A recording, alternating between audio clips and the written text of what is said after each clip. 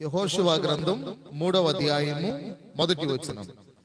యెహోషువ వేకువను లేచినప్పుడు అతడును ఇశ్రాయేలీయులందరూ షిత్తీము నుండి బయలుదేరి యోర్దానుకు వచ్చి దానిని దాటక మునుపు. ఈ రోజు మనం ఈ 3వ అధ్యాయంలో నుండి కొన్ని ప్రాముఖ్యమైనటువంటి విషయాలు మనం జ్ఞాపకం చేసుకుంటాం. ఈ అధ్యాయం వచనాలు, అధ్యాయం యొక్క విభజన మనం చూద్దాము. 1 నుండి 6 వచనాలు యోర్దానును దాటడానికి సిద్ధపాటు మనం చూస్తాం. యోర్దానును దాటడానికి సిద్ధపాటు 1 నుండి 6 వచనాలు. తర్వాత 7 నుండి 13 వచనాలు ప్రజలకు సలహాలు, సూచనలు. యోర్దానును దాటేటప్పుడు వారు ఎలా నడవాలో ప్రజలకు సలహాలు, సూచనలు ఇవ్వడం. తర్వాత 14 నుండి 17 వరకు యోర్దానును దాటడం, వారు ఎలా దాటారో అది 14 నుండి 17 వరకు మనం చూస్తాం. 3 భాగాలుగా ఈ అధ్యాయం ఉంది. 1 నుండి 6 వచనాలు యోర్దానును దాటడం కొరకైన సిద్ధపాటు. 7 నుండి 13 వచనాలు ప్రజలకు సలహాలు, సూచనలు. 14 నుండి 17 వచనాలు యోర్దానును దాటుట. ఇది 3వ అధ్యాయంలో మనం చూసేది. ఇశ్రాయేలీల చరిత్రలో ఈ అధ్యాయము, ఇక్కడ జరిగిన సంఘటన చాలా ప్రాముఖ్యమైన సంఘటన. ఎందుకు అనంటే, దేవుడు అబ్రహాము, ఇస్సాకు, యాకోబులకు వాగ్దానం చేసిన వాగ్దాన భూమి, ప్రామిస్డ్ ల్యాండ్, వారు స్వాధీనం చేసుకునే సమయం కాబట్టి దేవుడు వారికి వాగ్దానం చేశాడు. ఈ వాగ్దాన భూమి అబ్రహాముకు, ఇస్సాకుకు, యాకోబుకు దేవుడు వాగ్దానం చేశాడు, నేను మీకు ఆ దేశాన్ని ఇస్తాను అని. అయితే ఇప్పుడు దాన్ని స్వాధీనం చేసుకునే సమయం దగ్గర పడింది కాబట్టి ఈ సమయం చాలా ప్రాముఖ్యమైన సమయం వారి జీవితంలో. 400 ఏళ్లు ఐగుప్తు బానిసత్వంలో గడిపిన వారు 40 ఏళ్లు అరణ్యంలో ప్రయాణం చేసి వచ్చినటువంటి వారు ఇప్పుడు ఆ భూమికి దగ్గరగా వారు వచ్చేసారు. వాగ్దాన భూమికి దగ్గరగా వచ్చారు కనుక వారు అక్కడికి వచ్చిన తర్వాత వారు ఉన్నారు. ఇక కొద్ది సమయంలో వారు స్వాధీనం చేసుకుంటారు అనుకోనగా వారు షిత్తీము అనే ప్రాంతంలో వారు నిలిచిపోయారు. ఇది ఇశ్రాయేలీల చివరి మజిలీ.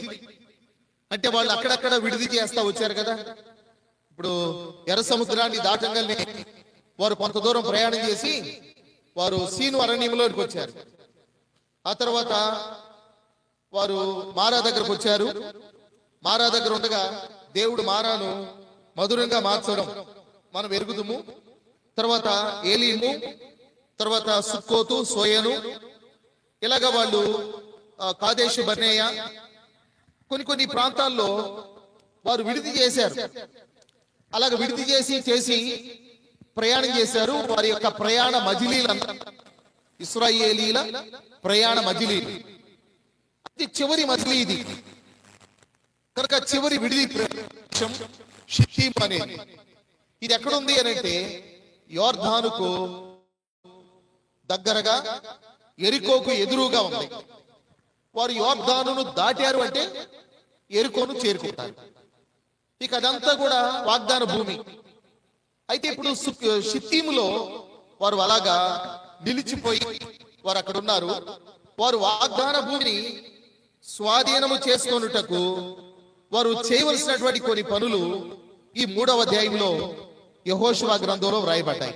వాగ్దాన భూమిని స్వాధీనపరుచుకొనుటకు వారు చేయవలసిన కొన్ని పనులు, చాలా ముఖ్యమైనటువంటి ఘట్టములోనికి వారు వచ్చారు. వారు పూర్వీకులతో చేయబడిన వాగ్దానాన్ని స్వతంత్రించుకునే సమయం ఆసన్నమైంది.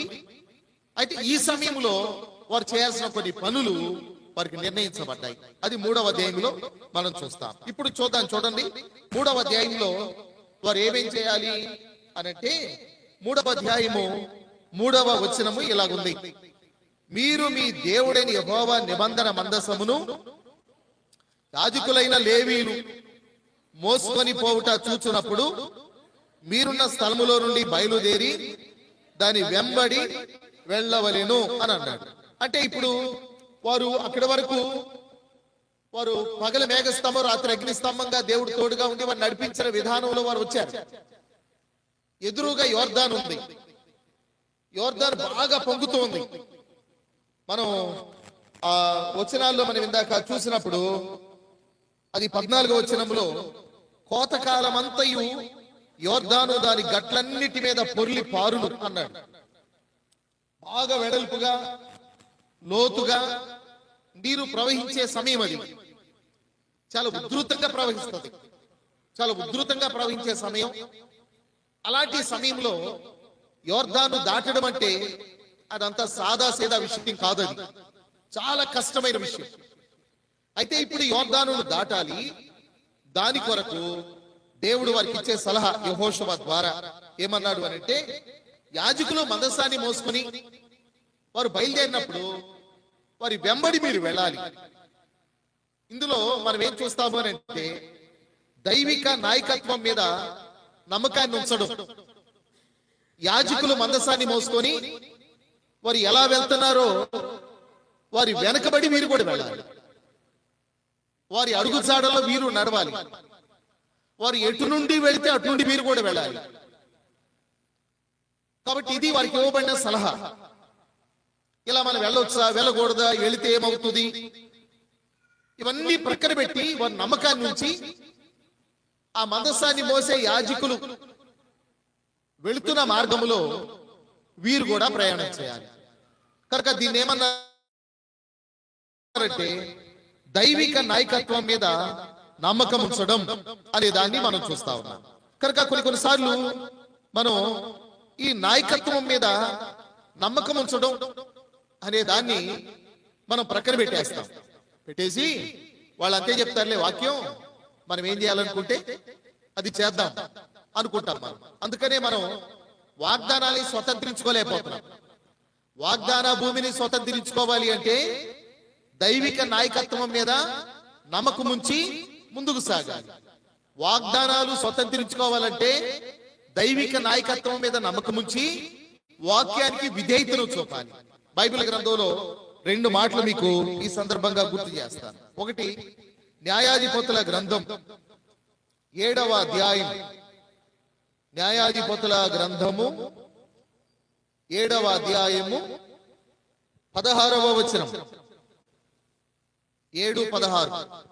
ఆ 300 మందిని 3 గుంపులుగా చేసి బోరను వట్టి కుండను ఆ కుండలలో దివిటీలను ప్రతి వాని చేతికిచ్చి వారితో ఇట్లా నేను నన్ను చూచి నేను చేయనట్లు చేయుడి. ఇక్కడ చెప్తా ఉన్నాడు. ఇది గిద్యోను చెప్తున్న మాట. నన్ను చూడండి, నేను చేసినట్లుగా చేయండి. కనుక దీనిలో మనం ఏం చూస్తామనంటే దైవిక నాయకత్వం మీద నమ్మకం ఉంచడం. కొన్ని వేల మంది శత్రువులు వస్తే 300 మంది ఎలా యుద్ధం చేయగలరు?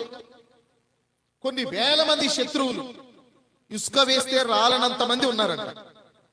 అంతమంది శత్రువులు ఉండగా 300 మంది, అందులో కూడా కత్తులు కటార్లు పట్టుకొని కాదు, మట్టి కుండ దివిటీ పట్టుకొని నేను చేసినట్టుగా మీరు కూడా చేయండి అని గిద్యోను అంటా ఉంటే ఎలా చేయించగలరు? కానీ వాళ్ళు చేసిన పని ఏంటో తెలుసా?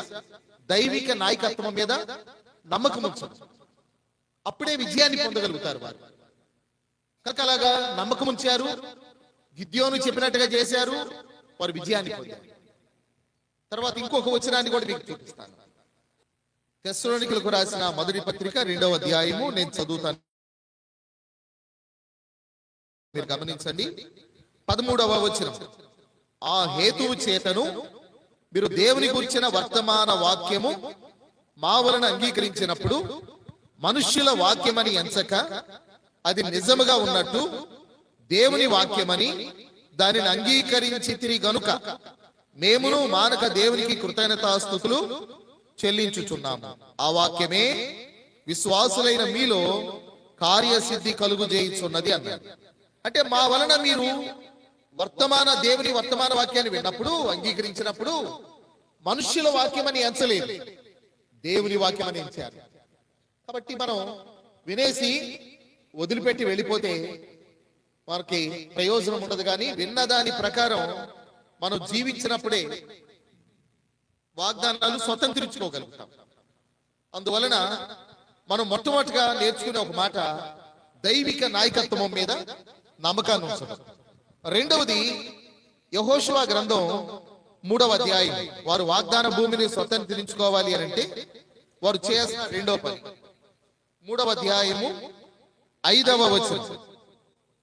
మరియు యెహోషువ, రేపు యెహోవా మీ మధ్య అద్భుత కార్యములను చేయును గనుక మిమ్మును మీరు పరిశుద్ధపరచుకొనుడని జనులకు ఆజ్ఞ ఇచ్చారు. దేవుని అద్భుతాల కొరకు సిద్ధపడడం, దేవుని అద్భుతాల కొరకు సిద్ధపడడం.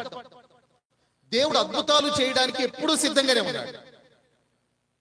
అయితే ఆయన అద్భుతం చేయాలి అంటే దానికి సిద్ధపాటు కావాలి.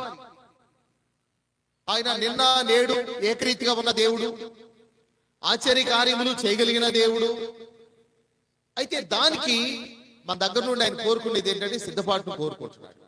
సిద్ధపాటు అన్నప్పుడు అది పరిశుద్ధతకు సంబంధించిన సిద్ధపాటు. అంటే ఒక మనుష్యుడు పరిశుద్ధంగా లేకుండా దేవుని కార్యాలని తన జీవితంలో చూడలేడు.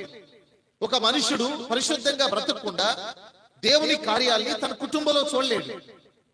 అందుకని సిద్ధపాటు అనేది పరిశుద్ధతకు సంబంధించింది కనుక రెండవది వారు అద్భుతాన్ని చూడాలి అని అంటే వారు సిద్ధపడాలి. ఆ సిద్ధపడడం కూడా తమను తాము పరిశుద్ధపరచుకోవాలి అని యెహోషువ గ్రంథం 3వ అధ్యాయము 5వ వచనములో మనం చూస్తా ఉన్నాం. ఇది రెండవది. మూడవది 15వ వచనం చూడండి. 15వ వచనంలో, అప్పుడు ఆ మందసమును మోయివారు యోర్దానులో దిగిన తర్వాత మందసమును మోయు యాజకుల కాళ్ళు నీటి అంచున మునగగానే అన్నాడు. ఇక్కడ ఆ మందసాన్ని మోసేవారు యోర్దాన్లో దిగిన తర్వాత మందసమును మోయు యాజకుల కాళ్ళు నీటి అంచున మునగగానే అంటే యోర్దాను విడిపోయిన తర్వాత వాళ్ళు అడుగు పెట్టలేదు. అందుకని ఒక భక్తుడు అన్నాడు, ఎర్ర సముద్రము రెండుగా చీలిపోయిన తర్వాత వారు అడుగు పెట్టాలి అంటే ఒక భక్తుడు అన్నమాట. మోషేతో దేవుడు అన్నాడు కదా, మీరు మొరపెట్టడం ఎందుకు, సాగిపోమ్మని ఇశ్రాయేలుతో చెప్పన్నప్పుడు వారు అడుగు పెట్టినప్పుడు వారు వెళుతున్న కొలది ఎర్ర సముద్రం పాయలైందని ఒక భక్తుడు వ్యాఖ్యానించాడు. ఇక్కడ మనం అది చూస్తా ఉన్నాం. ఆ యోర్దాను బాగా పొంగుతూ ఉంది. ఆ టైంలో వారు ఎప్పుడైతే వారి కాళ్ళు వారి అరికాళ్ళు యోర్దాను నీళ్లను తాకినవో అప్పుడు యోర్దాను రెండుగా విడిపోయింది. అంటే దీన్ని ఏమన్నారంటే విశ్వాసముతో అడుగు పెట్టడం. అంటే మనం విశ్వాసంతో అడిగేసినప్పుడే దేవుని కార్యాలని మన జీవితంలో మనం చూడగలం. బైబిల్ ఏం చెప్తుందంటే నమ్ముట నీ వల్ల అయితే నమ్మువానికి సమస్తము సాధ్యం. మనమేమంటాం, ప్రభా నువ్వు సాధించే అప్పుడు నేను నమ్ముతాను. దేవుడేమన్నాడు, నువ్వు నమ్ము అప్పుడు అది సాధ్యం అవుతుంది. మీరు నమ్మిన ఎడల దేవుని మహిమను చూస్తారు. మనమేమంటాం, ప్రభా నీ మహిమను చూపించు అప్పుడు నేను నమ్ముతాను. తర్వాత నీ విశ్వాసం నిన్ను స్వస్థపరిచాడు. మనమేమంటాం, ప్రభా నువ్వు స్వస్థపరచు అప్పుడు నేను విశ్వాసం ఉంచుతాను. కానీ బైబిల్ ఏం చెప్తుందో తెలుసా, నువ్వు విశ్వాసం ఉంచు నువ్వు స్వస్థపరచబడతావు. నీవు నమ్ము దేవుని మహిమను చూస్తావు. కాబట్టి విశ్వాసంతో వారు ఎప్పుడైతే అడుగు ముందుకేసి వారి యోర్దానులో వారి అరికాళ్ళు తాకినవో యోర్దాను ఏకరాశిగా నిలిచిపోయింది. కాబట్టి దాన్ని ఏమన్నారంటే విశ్వాసంతో అడుగు వేయడం. వాగ్దాన భూమిని స్వతంత్రించుకోవాలంటే వారు చేయాల్సిన మూడవ పని విశ్వాసముతో అడుగు వేయడం. అయితే ఈ దినాల్లో మరి మనలో విశ్వాసం ఉందా? యేసు ప్రభువు అన్నారు, నేను వచ్చినప్పుడు భూమి మీద విశ్వాసం కనుగొందునా అని అన్నాడు. అంటే పేరుకి విశ్వాసులుగా మనం ఉండొచ్చు, కానీ మనలో ఎంతవరకు విశ్వాసం ఉందనేది పరీక్షించుకోవాలి. కొరింథీ పత్రికలో పౌలు అన్నాడు, మీరు విశ్వాసము గలవారై ఉన్నారో లేదో మిమ్మల్ని మీరే శోధించి తెలుసుకోండి. యేసు ప్రభువు ఒక మాట అన్నారు, విశ్వాసము లేని మూర్ఖతరం వారలారా నేను ఎంతకాలం మీతో ఉండాలి అని అన్నారు. అందువల్ల విశ్వాసం అనేది మనకు చాలా ప్రాముఖ్యం. బైబిల్లో ఒక మాట ఉంది, విశ్వాసము లేకుండా దేవునికి ఇష్టడై ఉండుట అసాధ్యం. కాబట్టి బైబిల్లో హానోకును గురించి మనం చూస్తే అతడు కొనిపోబడక మునుపు దేవునికి ఇష్టడని సాక్ష్యం పొందారు అని అప్పుడు అన్నాడు. విశ్వాసం లేకుండా దేవునికి ఇష్టడై ఉండుట అసాధ్యం. కాబట్టి విశ్వాసముతో అడుగు ముందుకు వేయడం అనే దాన్ని మనం చూస్తున్నాం. ఈ 2026 సంవత్సరంలో కూడా నీవు నీ జీవితంలో దేవుని కార్యాలు చూడాలంటే చేయాల్సింది ఒకటే, విశ్వాసంతో అడుగు ముందుకు వేయి. వారు విశ్వాసంతో అడుగు ముందుకు వేశారు. వారి మొట్టమొదటి అడుగు యోర్దాను నీళ్ళని ఎప్పుడైతే వారి అరికాళ్ళు తాకినవో యోర్దాను ఏకరాశిగా నిలిచిపోయింది. ఇది మనం మూడవదిగా చూస్తా ఉన్నాం. తర్వాత 4వది 3వ అధ్యాయము 16వ వచనం, పైనుండి పారు నీళ్లు బహు దూరమున సారేతాను నొద్దనున్న ఆదాము పురమునకు దగ్గర ఏకరాశిగా నిలిచెను. లవణ సముద్రమును అను అరాబా సముద్రమునకు పారునవి బొత్తిగా ఆపబడి.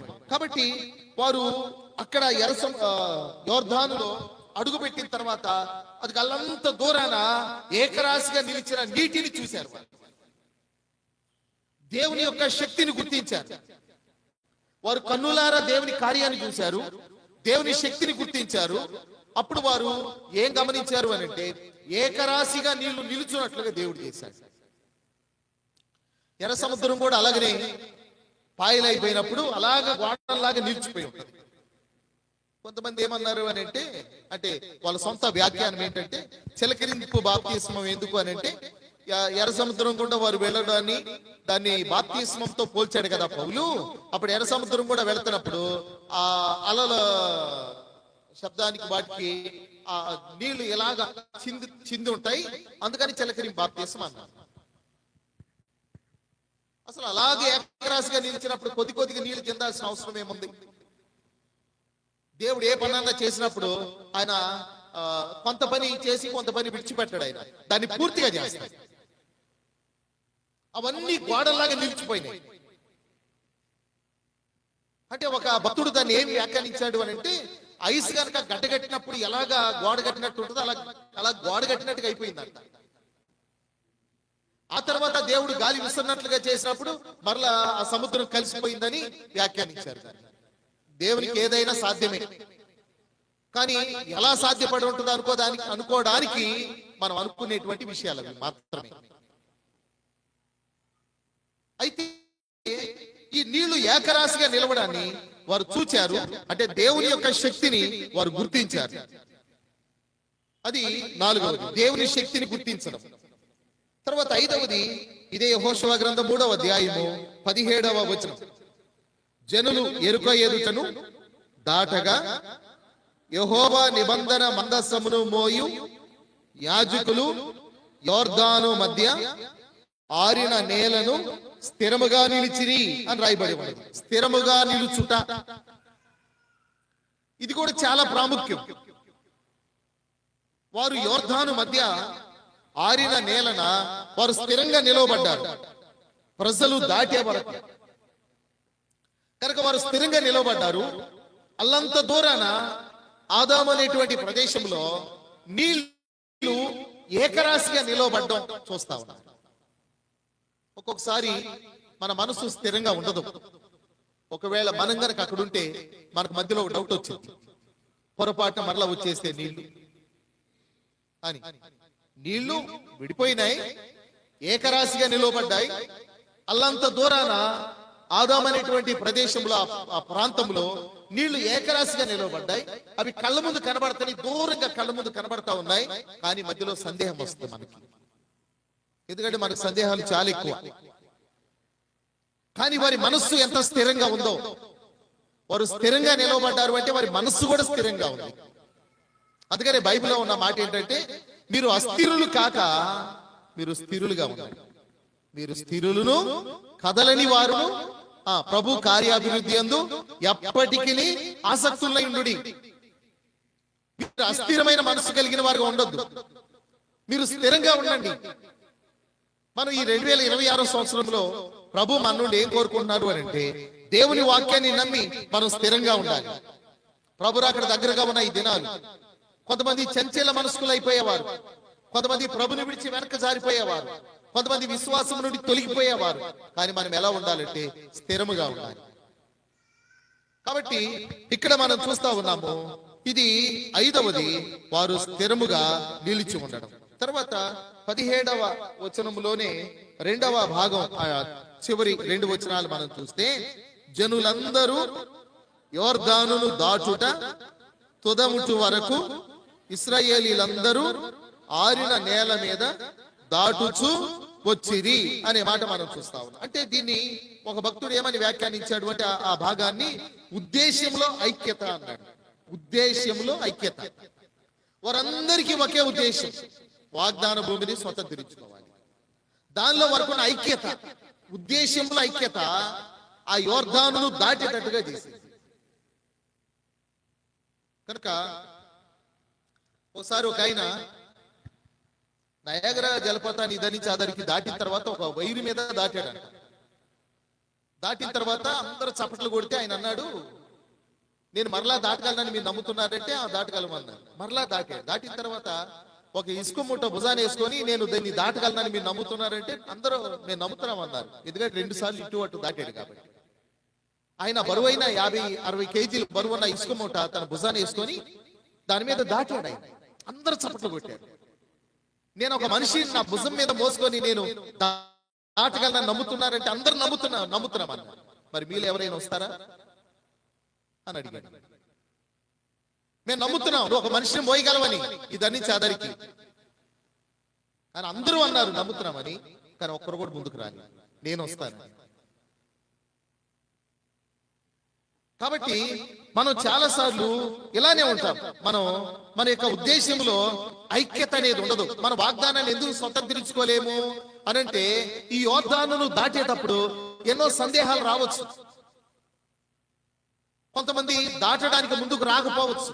ఒకవేళ మధ్యలోకి వెళ్ళిన తర్వాత ఏమన్నా అవుతుందేమనే అనుమానం కలగొచ్చు. ఎందుకంటే ఎర్ర సముద్రం దాటినప్పుడు ఐగుప్తీయులు ఆ ఎర్ర సముద్రం మధ్యలో ఉన్నప్పుడు వారు మునిగిపోయారు. ఐగుప్తీయులు మునిగిపోయారు. ఒకవేళ కొంతమంది దాటిన తర్వాత మేము కొంతమంది ఉండంగా ఒకవేళ మునిగిపోతామేమో, ఇలాంటి సందేహాలు కూడా కలగొచ్చు. కానీ వారి ఉద్దేశంలో ఐక్యత ఉంది కనుకనే వారు ఒకే ఉద్దేశంతో వారు బయలుదేరారు. ఇప్పుడు యోర్దానును దాటడంలో కూడా వారిలో ఐక్యతను మనం చూస్తా ఉన్నాం. కనుక ఉద్దేశంలో ఉన్న ఐక్యత యోర్దాను దాటేటట్టుగా చేసేది. తర్వాత ఇప్పుడు 9వ వచనం దగ్గరకు వద్దాం. 9వ వచనంలో, కాబట్టి యెహోషువ మీరు ఎక్కడికి వచ్చి మీ దేవుడని యెహోవా మాటలు వినుడని ఇశ్రాయేలీలకు ఆజ్ఞాపించి, దీన్ని ఏమన్నారంటే నాయకత్వము మరియు విధేయత అన్నారు. నాయకత్వము మరియు విధేయత అంటే, ఒక నాయకుడు ప్రజలకు ఏమి బోధించాలి అంటే దేవుని మాటకు విధేయతను చూపండి అని బోధించాలి. కనుక యెహోషువ ఏమన్నాడు, మీరు ఇక్కడికి రండి, దేవుని మాటలు వినండి, మీరు దేవుని మాటలు ఆలకించండి. దీన్ని నాయకత్వము విధేయత అని అన్నారు. అంటే నాయకుడు చేయాల్సిన పని ఏంటంటే దేవుని మాటలు బోధించాలి, ప్రజలు దేవుని మాటలు విని దేవుని మాటలు అనుసరించేటట్టుగా చేయాలి. మనం బాప్తిస్మిచ్చి యోహాను గురించి మనం చూస్తా ఉన్నప్పుడు ఆయన పనేంటి, ప్రభువుకు మార్గం సిద్ధం చేయాలి. ఆయన ఒక మాట అన్నాడు, నేను తగ్గవలసి ఉన్నది, ఆయన హెచ్చవలసి ఉన్నది. కాబట్టి బాప్తిస్మిచ్చి యోహాను ప్రభు కంటే 6 నెలలు ముందు వచ్చాడు. ఆయన కొంతమంది శిష్యులు ఏర్పరచుకున్నాడు. తర్వాత వారిని ప్రభు దగ్గరకు నడిపించాడు. ప్రభు అలాగ నడుచుకుంటా వెళ్తున్నప్పుడు ఆయన అన్నాడు కదా, ఇదిగో లోక పాపమును మోసుకొని పోయే దేవుని గొర్రె. అప్పుడు వారు ఏం చేశారు, బాప్తిస్మిచ్చి యోహాను వదిలిపెట్టి యేసు ప్రభుని వెంబడించారు. అంటే చివరిగా అల్టిమేట్ గోల్ ఏంటంటే, మనం ఏ నాయకుడిని వెంబడించినా చివరికి ఎవరి దగ్గరకు రావాలి, మనం యేసు ప్రభు దగ్గరకు రావాలి. చివరిగా మన ప్రభుని వెంబడించే విధంగా ఉండాలి. కానీ ఈ దినాల్లో నాయకులు చేస్తున్న కొంతమంది నాయకులు చేసే పెద్ద పొరపాటు ఏంటంటే వారు ప్రభుని వెంబడించినా వెంబడించకపోయినా తమను మాత్రం వెంబడించేటట్టుగా చేస్తున్నారు. దేవుని మాటలు విన్నా వినకపోయినా తమ మాట వినేటట్టుగా చేసుకుంటున్నారు. దేవుని వాక్యం కంటే వారి సొంత మాటల్ని ప్రజల మీద రుద్దుతున్నారు. కానీ యెహోషువ చేసే పని ఏంటంటే, మీరు ఇక్కడికి రండి, మీరు దేవుని మాటలు వినండి, యెహోవా మాటలు వినండి, దేవుని మాటలు ఆలకించండి. దీన్ని నాయకత్వము, విధేయత అని అన్నారు.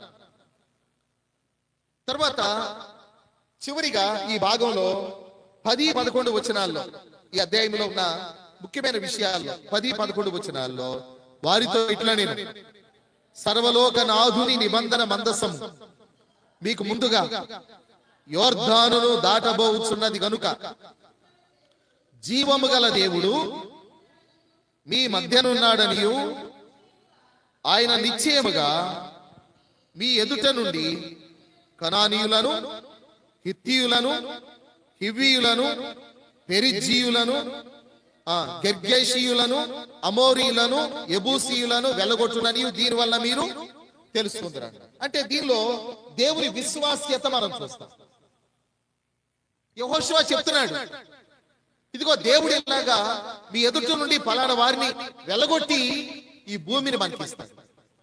ఇది దేవుడు ఎప్పుడో చెప్పాడు, అబ్రహాముతో చెప్పాడు. ఆదికాండం 15వ అధ్యాయం. దీన్నే దేవుని విశ్వాస్యత అన్నారు. అంటే తరాలు మారినా ఆయన మాట మారదు, ఆయన వాగ్దానము మారదు. ఆదికాండం 15వ అధ్యాయం. ఆదికాండము 15వ అధ్యాయము 12 నుండి, ప్రొద్దుగుంకబోయినప్పుడు అబ్రహామునకు గాఢ నిద్ర పట్టెను, భయంకరమైన కటిక చీకటి అతని కమ్మగా, ఆయన నీ సంతతి వారు తమది కాని పరదేశమందు నివసించి ఆ దేశపు వారికి దాసులుగా ఉందురు. వారు 400 ఏండ్లు వీరిని శ్రమ పెట్టుదురు. వీరు ఎవరికి దాసులగుదురు, ఆ జనమునకు నేనే తీర్పు తీర్చుదును. తర్వాత వారు మిక్కిలి ఆస్తితో బయలుదేరి వచ్చేదరు. నీవు క్షేమముగా నీ పితరుల ఎద్దుకు పోయేదవు, మంచి వృద్ధాప్యమందు పాతి పెట్టబడుదువు. అమోరీల అక్రమము ఇంకను సంపూర్ణము కాలేదు గనుక నీ 4వ తరం వారు ఇక్కడికి మరలా వచ్చేదరని నిశ్చయముగా తెలుసుకోనమని అబ్రహాముతో చెప్పారు. కాబట్టి అమోరీలు అంటే ఇందాక మనం చదివిన మరి వారందరినీ కలిపి అమోరీలు అన్నారు. వారి అక్రమం మరి సంపూర్ణమైన తర్వాత అప్పుడు ఆ 4వ తరం వారు అంటే ఇప్పుడు యెహోషువ నాయకత్వంలో వస్తున్నాం, అక్కడికి వచ్చి దాన్ని స్వాధీనం చేసుకుంటారు అని దేవుడు ఎప్పుడో అబ్రహాంతో చెప్పాడు. ఆ తర్వాత నిర్గమాకాండము 34వ అధ్యాయంలో మరలా గుర్తు చేశాడు. నిర్గమాకాండము 34వ అధ్యాయం 34వ అధ్యాయము 24వ వచనం. ఏలయనగా నీ ఎదుట నుండి జనములను, అదే ఇందాక మనం చూసిన ఆ జనముని అమోరీలు అన్నారు, వారందరినీ కలిపి జనములను వెలగొట్టి నీ పొలిమేరలను గొప్పవిగా చేసేదను అన్నాడు.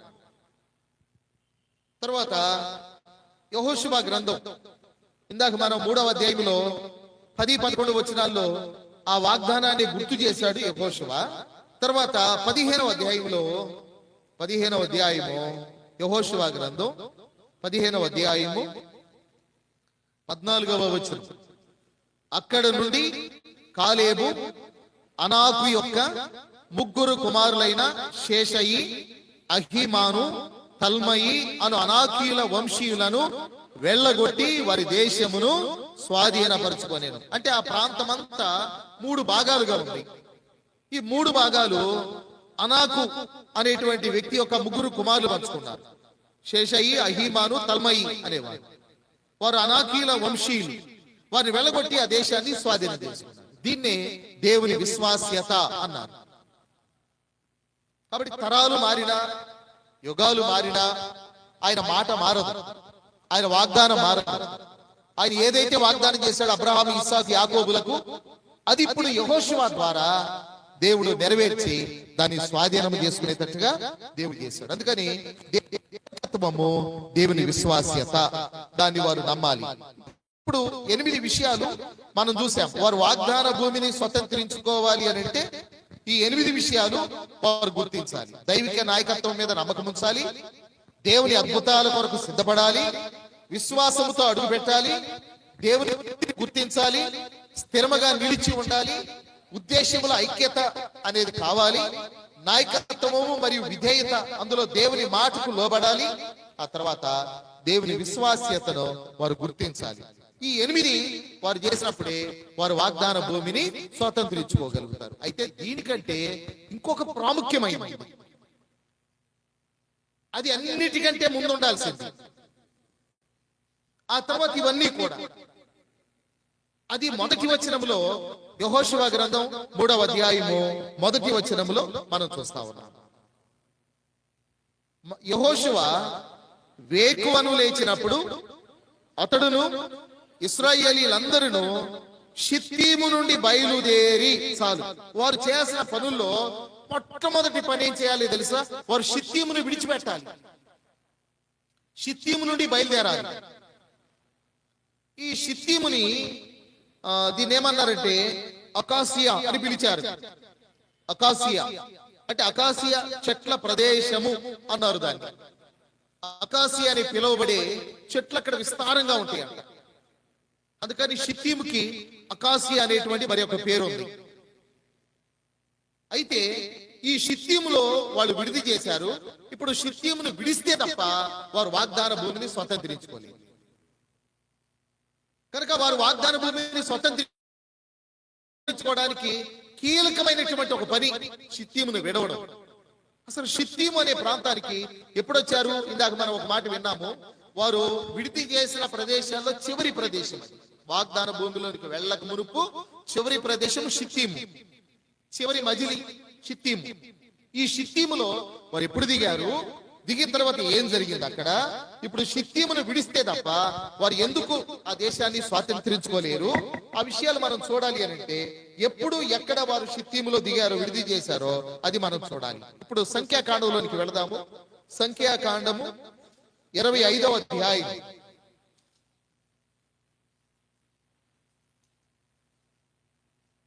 సంఖ్యాకాండము 25వ అధ్యాయము మొదటి వచనం.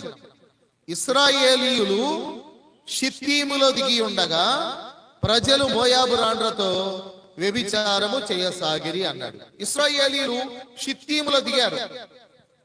ఇది చాలా విశాలమైనటువంటి లోయ. అంటే వారు ఎంతకాలమైనా అందులో ఉండగలిగిన విధంగా, వారందరికీ సరిపోయే విధంగా చాలా విశాలముగా ఉన్న ప్రదేశం అది. మాత్రమే కాదు, ఆ షిత్తీము ప్రాంతంలో మోయాబీలకు సంబంధించిన కొన్ని పండుగలు జరుగుతాయి. కనుక మనిషి వినోదానికి బానిస కదా. ఇప్పుడు వినోదం కావాలి అనుకున్నప్పుడు మనిషి వినోదానికి బానిస అయిపోతారు. కనుక కొంతమంది సీరియళ్ళు, కొంతమంది సినిమాలు, ఇక మరికొంతమంది ఇంకా చెత్తగా ఉండే వాటిలో కూడా ఆనందించేవారు. కనుక మనిషి ఈ వినోదానికి బానిస అయిపోయాడు. అలాగా ఈ షిత్తీము లోయ ఇదంతా విశాలమైంది. అక్కడ వేడుకలు, పండుగలు, ఆటపాటలు జరిగే ప్రదేశం అది. అక్కడ దిగారు వారు. అక్కడి నుంచి కదలడానికి వారికి మనసు ఒప్పట్లేదు. కాబట్టి వారు వాగ్దాన భూమికి దగ్గరగా వచ్చారు. మధ్యలో యోర్దాన్ ఉంది, యోర్దాన్ అవతల ఎరికో ఉంది. వారి కళ్ళ ముందు ఎరికో కనబడతా ఉంది, ఎరికో ప్రాకారం కనబడతా ఉంది, ఎరికో పట్టణంలో ఉండే భవనాలు కనబడతా ఉన్నాయి. ఆ దినాల్లో అది మోడర్న్ సిటీ, అది ఎరికో చాలా అభివృద్ధి పొందిన ప్రదేశం అది. ఆ ఎరికో కనబడుతుంది, అదంతా కూడా వాగ్దాన భూమిలో ఉంది. కానీ ఆ వాగ్దాన భూమి కంటే వినోదం ఎక్కువైంది. ఇది విశాలమైన ప్రదేశం. బైబిల్లో యోవేలు గ్రంథం 3వ అధ్యాయము, యోవేలు గ్రంథం 3వ అధ్యాయము 18వ వచనంలో ఈ షిత్తీము అనేది అది ఒక లోయ అని అక్కడ చెప్పబడతా ఉంది. యోవేలు గ్రంథం 3వ అధ్యాయము 18వ వచనం. ఆ దినమందు పర్వతములలో నుండి క్రొత్త ద్రాక్షారసము పారును, కొండల్లో నుండి పాలు ప్రవహించును, యూదా నదులన్నిటిలో నీళ్లు పారును, నీటి ఓట యెహోవా మందిరములో నుండి ఉబ్బికి పారి షిత్తీము లోయను తడుపును అన్నాడు. షిత్తీము లోయ చాలా విశాలమైన లోయ. కాబట్టి చారిత్రక నేపథ్యాన్ని మనం గమనిస్తే ఆ ప్రాంతాల్లో ఉండే అనేక మంది ఆ షిత్తీము లోయలో వినోదం కోసం ఆటపాటలో వారు కలిగి ఉండేవారు. కాబట్టి అలాంటి ప్రదేశంలో వారు విడిది చేశారు. ఇది చివరి మజిలీ ఇశ్రాయేలీయులు. అయితే షిత్తీములో దిగినప్పుడు వారు చాలా విశాలముగా ఉన్న లోయలో విస్తారముగా వ్యాపించి డేరాలు వేసుకొని అలా ఉండగా ఈ మోయాబు రాజు బాలాకు బిలామును పిలిచి వాళ్ళని శపించాలి అని ఆయన బిలామును పిలిచాడు. ముందు పిలిస్తే రానన్నాడు. తర్వాత వెండి బంగారాలు ఇవన్నీ ఇస్తానంటే తర్వాత బయలుదేరాడు. తర్వాత గాడిద ఆయన్ని రెండు గోడల మధ్యలోని తీసుకెళ్లి కాళ్ళు రాసిపోయేటట్టుగా చేయడం, గాడిద మాట్లాడడం, దూత ఎదురుగా కత్తి పట్టుకొని నిలవబడ్డం, తర్వాత మరలా బిలాము అక్కడి నుండి మరలా బాలాకు దగ్గరికి వెళ్ళిపోవడం, ఇవన్నీ జరిగినాయి. బాలాకు రాజు దగ్గరికి వెళ్ళిన తర్వాత బాలాకు రాజుకున్నటువంటి ఒక అలవాటు ఏంటంటే ఆయన దిక్కులు దిశలు ఎక్కువగా నమ్ముతాడు. అందుకని ఆయన ఒక దిక్కుకు తీసుకెళ్లాడు, ఆ కొండ మీద నిలవబెట్టాడు.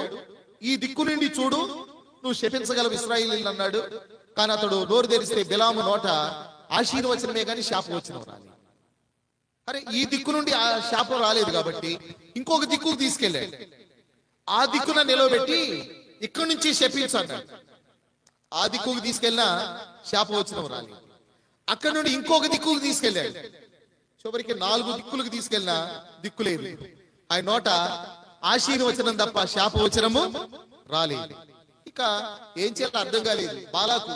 నువ్వేం చేస్తావో తెలియదు, వీళ్ళు శపించబడాలి అని పట్టుబట్టినప్పుడు బిలాము బాలాకునకు ఒక సలహా ఇచ్చాడు. ఆ సలహా ఏంటంటే, ఇదిగో మోయాబు రాండ్రు మీకు పండుగ జరిగింది కదా, ఆ షిత్తీము లోయ అదంతా కూడా మరి వేడుక జరిగే ప్రదేశం కదా, ప్రక్కనే ఇశ్రాయేలీయులు విడిది చేశారు కదా, కనుక మోయాబు రాండ్రతో మీరు ఒక పండుగ జరిపించండి, ఇశ్రాయేలీయుల నుండి మగవారిని మాత్రమే పిలవండి.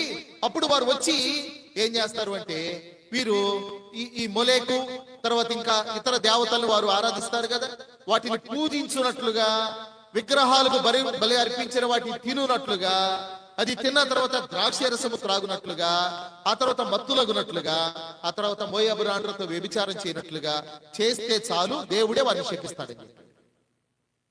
ఇది బిలాము ఇచ్చినటువంటి సలహా. అంటే వినోదం కాస్త విషాదంగా మారే గడి అది.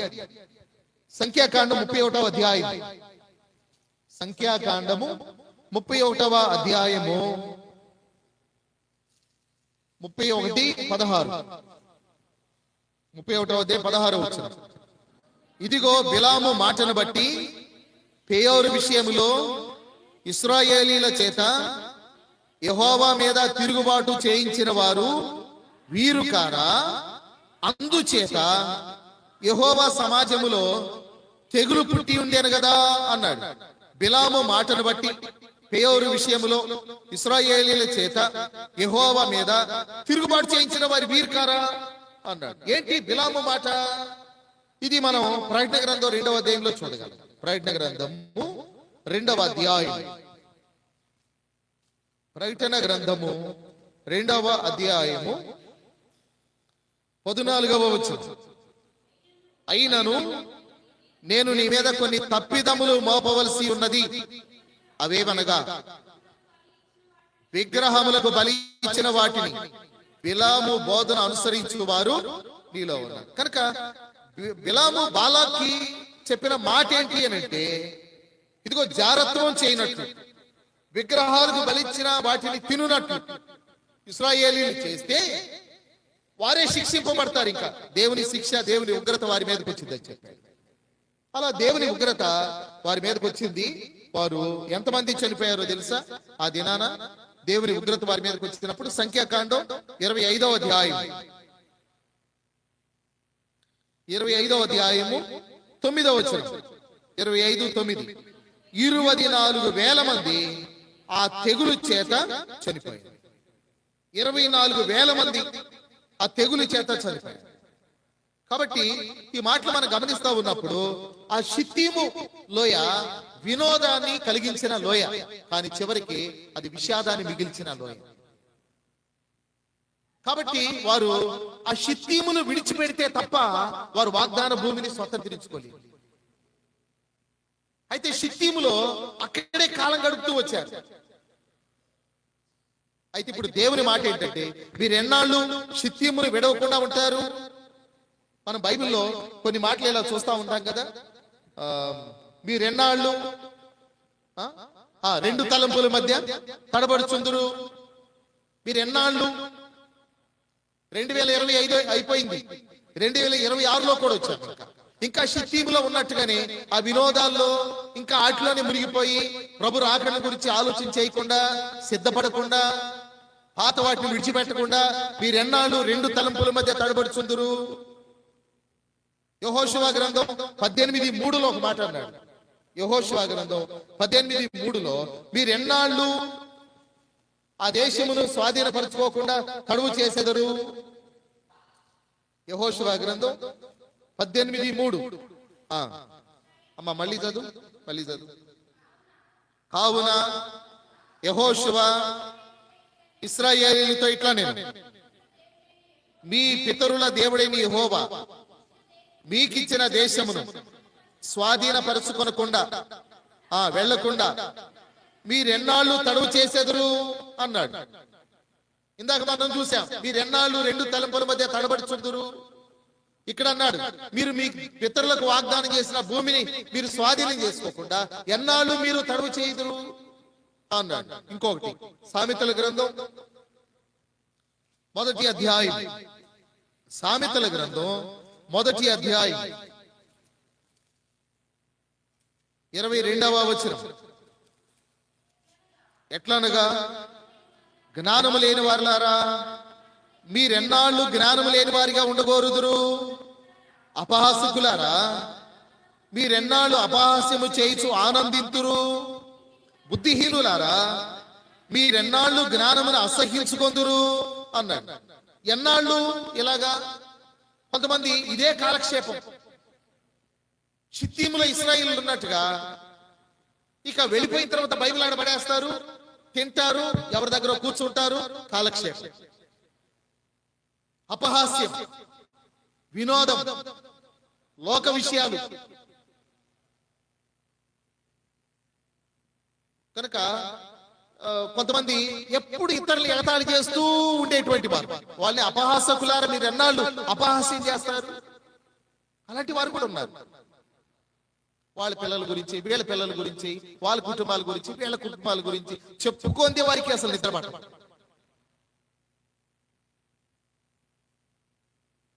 ఎగతాళి చేయటం, ప్రతి చిన్నదాన్ని పట్టుకొని వాళ్ళని తేలిగ్గా మాట్లాడటం, ఇలాంటి వారు. అందుకని బైబిల్ ఒక మాట ఉంది, దుష్టుల ఆలోచన చొప్పున నడువక, పాపుల మార్గమున నిలువక, అపహాసకులు కూర్చుండు చోట కూర్చుండక, యెహోవా ధర్మశాస్త్రమునందు ఆనందించుచు దివారాత్రములు దాన్ని ధ్యానం చేయవాడు అన్నిడు. జ్ఞానము లేని వారు మీరు ఎన్నాళ్ళు జ్ఞానము లేని వారిగా ఉంటారు. అపహాసకులారా మీరు ఎన్నాళ్ళు అపహాస్యం చేస్తారు. బుద్ధిహీనులారా మీరు ఎన్నాళ్ళు జ్ఞానమును అసహించుకుంటారు అన్నాడు. ఇర్మియా గ్రంథం 31వ అధ్యాయం ఇంకొక మాట. ఇర్మియా గ్రంథం 31వ అధ్యాయం 22వ వచనం. నీవు ఎన్నాళ్ళు ఇటు అటు తిరుగులాడుదువు, విశ్వాస ఘాతుకురాలా, యెహోవా నీ దేశములో నూతనమైన కార్యము జరిగింది. ఇక్కడ చూడండి, నీవు ఎన్నాళ్ళు ఇటు అటు తిరుగులాడుదువు అని అన్నాడు. కాబట్టి మనం లోకంలో ఇటు అటు తిరుగులాడే పరిస్థితిలో మనం ఉన్నాం. సాతాన్ని యోబు గ్రంథంలో దేవుడు అడిగాడు, సాతానా నువ్వు ఎక్కడి నుంచి వచ్చావు? నేను భూమి మీద ఇటు అటు తిరుగులాడుతూ వచ్చాను. పని నుండి తిరగడం వేరు, పని పాట లేకుండా తిరగడం వేరు, ఎక్కడి అక్కడ అక్కడి ఇక్కడ అందించుకుంటూ తిరగడం వేరు.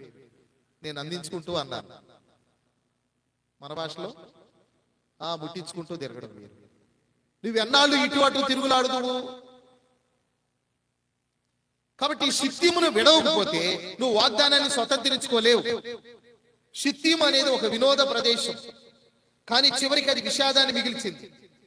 ఈ లోకంలో ప్రతి వినోదం దేవునికి విరుద్ధమైన, దేవుడు కోరుకొనని, దేవునికి అసహ్యమైన ప్రతి వినోదం అది విషాదాన్ని మిగులుస్తుంది. యేసు ప్రభువారు అన్నారు, ఇప్పుడు నవ్వుచున్న వారులారా మీరు రేపు ఏడ్చెదరు.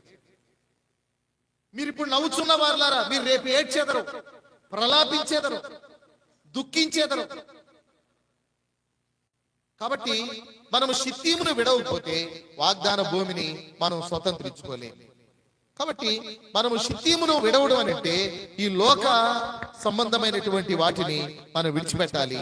దైవ సంబంధమైన వాటి కొరకై మనం మరి ఆశ కలిగి మనం ముందుకు సాగేవారుగా ఉన్నప్పుడే మనం వాగ్దానాన్ని స్వతంత్రించుకోగలుగుతాం. కాబట్టి షిత్తీము అనేది చాలా ప్రాముఖ్యమైన ప్రదేశం. ఇశ్రాయేలు చరిత్రలో చివరి మజిలీ. అయితే వారు యోర్దానును దాటక మునుపు షిత్తీములో దిగి వారు చాలా నష్టాన్ని, చాలా కష్టాన్ని, చాలా ఇబ్బందిని వారు కొని తెచ్చుకున్న ప్రదేశం కూడా షిత్తీమే. మరికొద్ది సమయంలో వారు యోర్దానును దాటి కానాల్లో అడుగు పెట్టాలి వాగ్దాన భూమిలో. కానీ షిత్తీములో ఉన్న వినోదం వారిని ఆపింది, వారిని అక్కడ ఉంచింది, వారిని అక్కడ నిలిపింది, వారు ముందుకు సాగకుండా చేసింది, వారు వాగ్దాన భూమిలో అడుగు పెట్టకుండా చేసింది. వారు నష్టపోయిన తర్వాత, కష్టాల పాలైన తర్వాత, వారు వేదన పడ్డ తర్వాత, అప్పుడు సత్యాన్ని తెలుసుకున్న తర్వాత, అప్పుడు షిత్తీము నుండి వారు బయలుదేరారు. ఆ మాట చదివి మనం ముగించుకుందాం. చూడండి, యెహోషువ గ్రంథం 3వ అధ్యాయం. యెహోషువ గ్రంథము 3వ అధ్యాయము 1వ వచనం.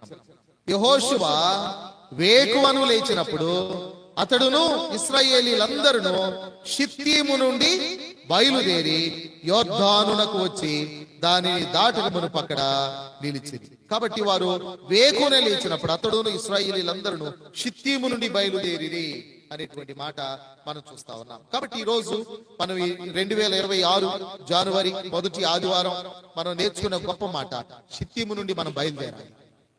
లోక సంబంధమైన వినోదాల్లో మునిగి మనం దేవునికి దూరం కాకుండా, వాక్యానికి దూరం కాకుండా జాగ్రత్త పడి షిత్తీము నుండి బయలుదేరాలి. మనం క్షేమకాలంలో ఉన్నప్పుడే దేవుడు అన్నాడు కదా, నీ క్షేమకాలంలో నీతో మాట్లాడాను, నీ క్షేమకాలంలో నీతో మాట్లాడాను. మన క్షేమకాలంలో ఉన్నప్పుడే మనం షిత్తీమును అంటే లోక సంబంధమైన వినోదాన్ని విడిచి దేవునికి ఇష్టలుగా మనం జీవించడానికి మనం ముందుకు సాగాలి. దేవుడి మాటలు దీవించును గాక.